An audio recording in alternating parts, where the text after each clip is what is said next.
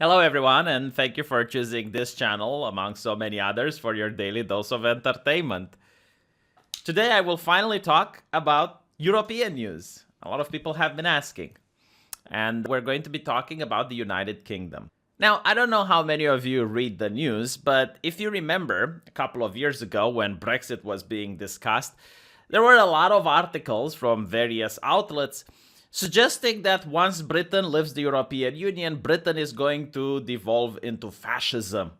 Because the European Union is a bastion of human rights, and they guarantee people's rights. And without the EU, Britain will just inevitably descend back into fascismus.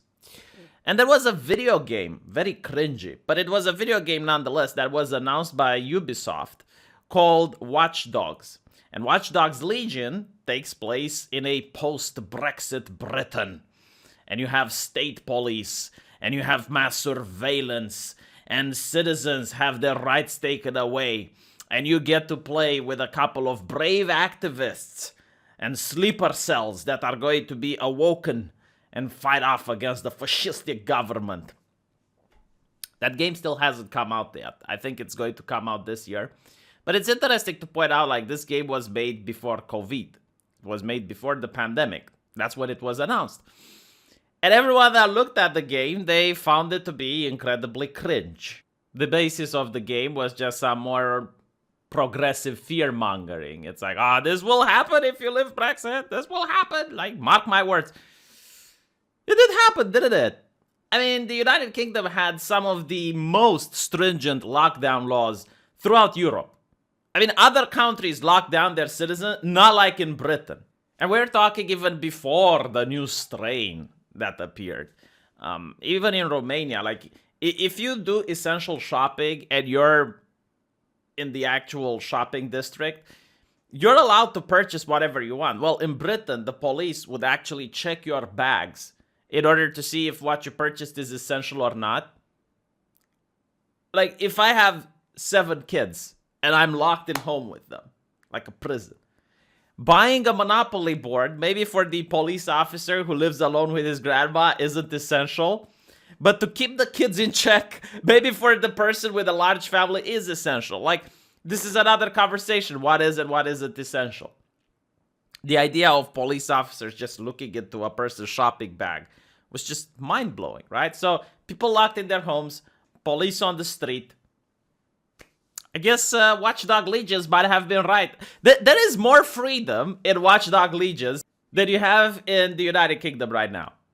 I guess, like, Watchdog Legion is a utopia. Like, if you manage to achieve the Watchdog Legion scenario, that's an improvement over what is in Britain right now. Did you notice that words like freedom and liberty don't appear in the press anymore? Like, these are not things we need to champion. Did you notice that tolerance, kindness, compassion, empathy?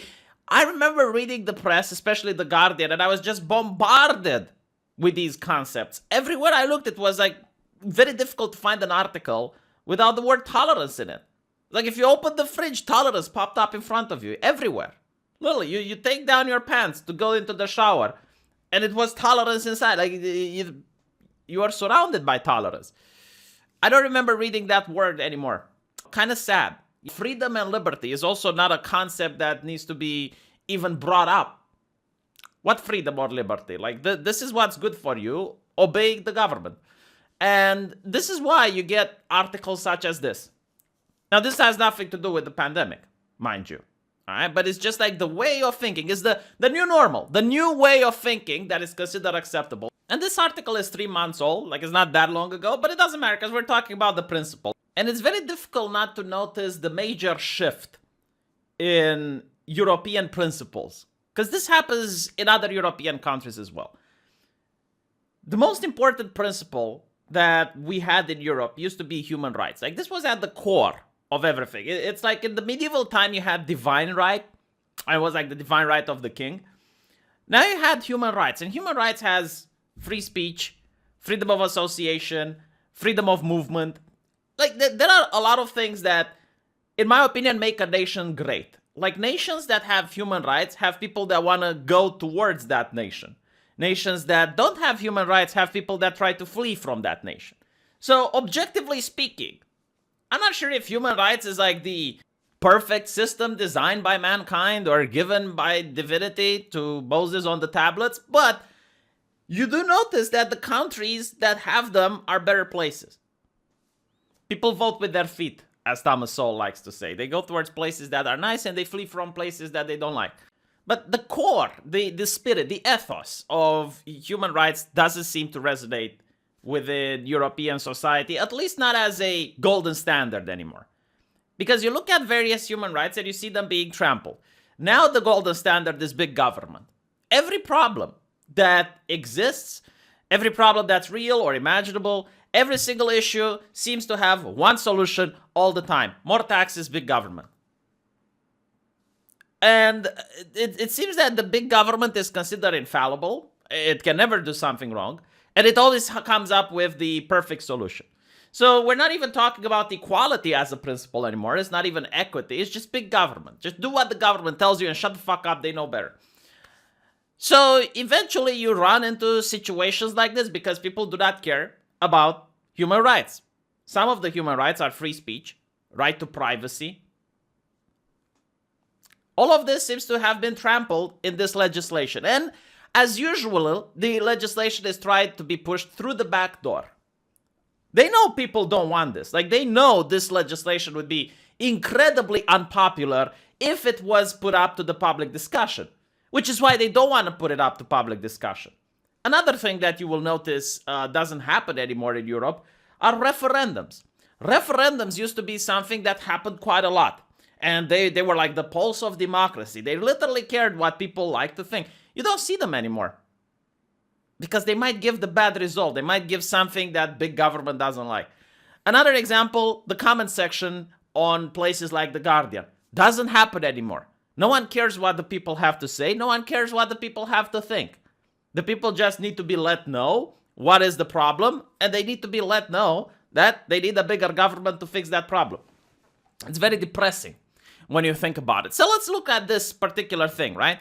Apparently, the people who made the legislation, they claim it was not intended for private conversation at the dinner table or to be persecuted as hate speech. But when you read the legislation itself, you understand that they are actually lying. The legislation clearly says words or behavior are used or written material display within a dwelling, provided that they cannot be seen or heard outside. So, yeah, like this applies to what you do in your own house. There is no more privacy anymore. Because the idea of like hate speech is like the greatest evil. There is no evil in society worse than hate speech. And then if you have that as a concept, if you legitimately believe that, then yeah, you need to intrude to see what happens in people's homes. You need to like, if these people would have a machine that could read thoughts, my God, can you imagine how they would persecute society? Like they wouldn't even question if it would be ethical to use such a machine. Because in my opinion, some members of the establishment and some members in the media are the actual radicals right now. They are like a fringe, extremist, radical group. How can you not see that right now in society it doesn't matter what actions you do as much as it matters what you think? They're really concerned with what people think. I mean, even the notion of anti-bias training, like even if a person doesn't think it, he might still think it at a subconscious level that he is not aware of, and therefore we need a pseudo-scientific way in order to purify his belief system. It's weird. It is like so Orwellian that I generally don't understand how these people can say they're against fascism at this point. Like, how is this different? How is this a great improvement over China or the USSR? Or even in the beginning, Benito Mussolini's Italy, which, by the way, he was against racism. Like, how is this different? Because all of these authoritarian countries were very concerned with what people think. Do you notice that there is no more disagreement online anymore? Did you notice that there's no more controversies? You have the terms of service that dictate what is acceptable thought and what isn't. Like, I, for example, am a person that's pro-choice. But I don't like it when I see that pro-life Facebook groups get banned. Why? Because they're pro-life. It's astonishing the way they want to socialize people. Every single person needs to think the same thing. There is no more two sides of every debate. There's no more two sides of every issue. It's just like, this is the correct way of thinking, and this is the way bad people think. Which type of person are you? Are you a good or are you a bad person? Another thing that they keep saying is trust the science. You know, the idea of mixing science with opinion. Like, for example, science doesn't tell you not to piss on an electric fence. Science tells you that urine is a great electrical conductor. Whether you piss or you don't piss on a fence, that's a matter of opinion and politics. It's got nothing to do with science. The moment you decide to piss on a fence, you know that you can get injured, but you assume the fact that you're willing to get injured. You're not a science denier if you piss on the fence. But this is something that we notice more and more. Science says that the rise of CO2 emissions causes global warming. Science doesn't say that you need big government and to tax people more. Do you notice how, like, there are people that hide their opinions behind science? And if you disagree with their opinions, then you're a science denier? It's all done in order to make sure that everyone thinks the same. The idea of diversity used to be said, it's like, well, if you have diverse ideas, then you can tackle the same problem from different angles, and the best idea is going to be the one that's chosen. So the idea was like, if you have a diverse group of people, they can have like different ideas. That's not what it happens now, is it? They claim they want diversity. Oh, we need more women in positions of power. And then when you get Amy Coney Barrett or Gina, it's like, oh, well, these women are too powerful for us. We need to get rid of them because they have bad thoughts. They're not thinking the way we want them to think. Like, we want women, but we want them to think the way we decide that they should think. And it's saddening, you know. I'm really curious, like, if this is ever going to change, because it seems that this particular system is being rolled out. It's now in the beta phase, but it's being rolled out to the public more and more and more, to the point where you're going to experience something that my parents experienced. And honestly, I don't want you to experience it because it's horrible. Do you know what that experience is? Paranoia. Go to Germany and see the difference between East Germany and West Germany right now. Whenever it's possible to have a traveling there, you'll see that the people from East Germany are a lot more grim and a lot more secluded. The people from West Germany are a lot more happy and a lot more outgoing. The people from East Germany can become happy and outgoing once they get to know you a little bit more. Why do you think that is? It's decades of living under the boot. That's what causes people to become paranoid. Because take this article, for instance. What is hate speech?